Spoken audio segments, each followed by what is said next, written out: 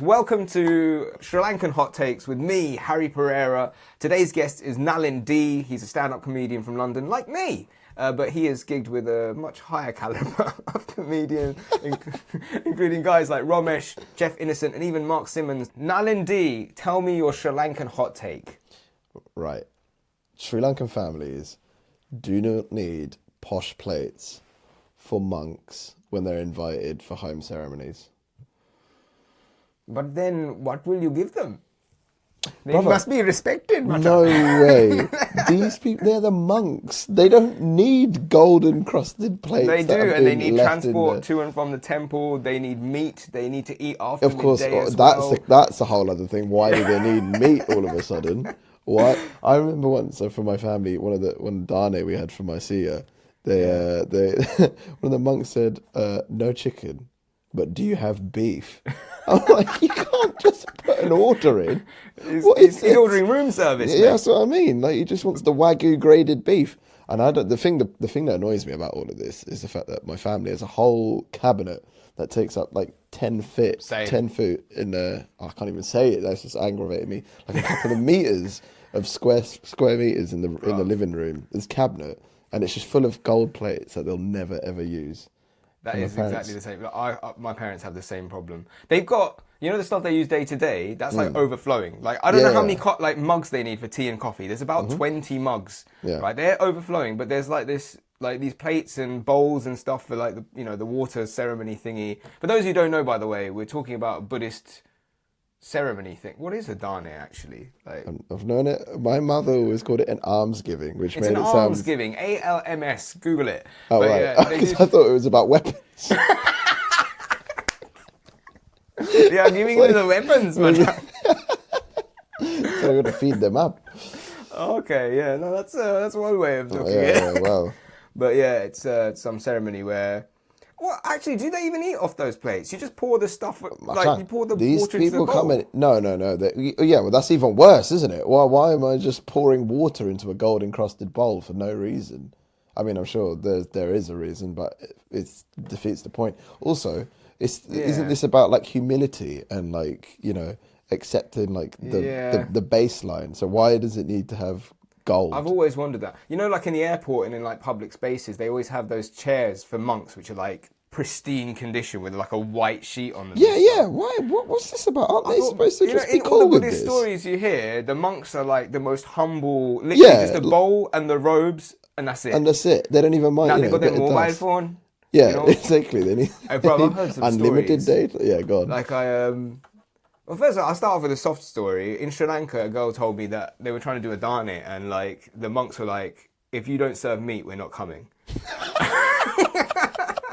If you don't serve meat, we're not coming, and if you don't send a minibus to pick us up, and literally it's like a 5-minute walk up the road. They wanted a bus. It's like being in a band. They're sending a rider in. Hey, you see that Stuart Lee bit about the Dave Chappelle? If there's no Shivas, we're not coming. No Shivas.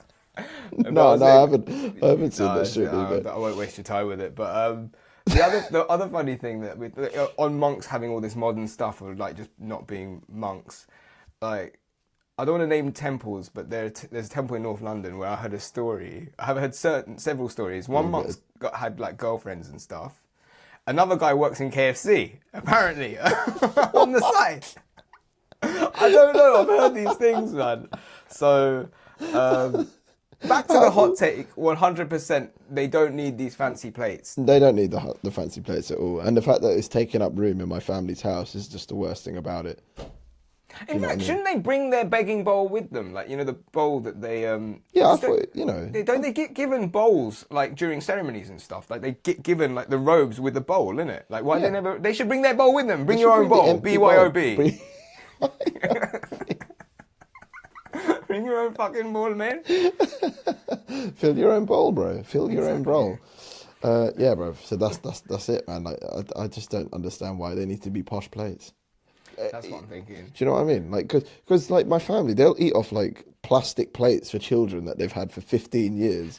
Like there's like a Lightning McQueen Cars plate that one of my aunties has had. My family's not that far. That's Nah, really special. it is bad. But like the plate is worn. The print is worn completely. You can just see the eyes. And they'll eat off that, but they won't give that to the priest. I'm like, why has my man got a menu selection? A la carte menu, not just any menu. A la carte menu. A la can't read this.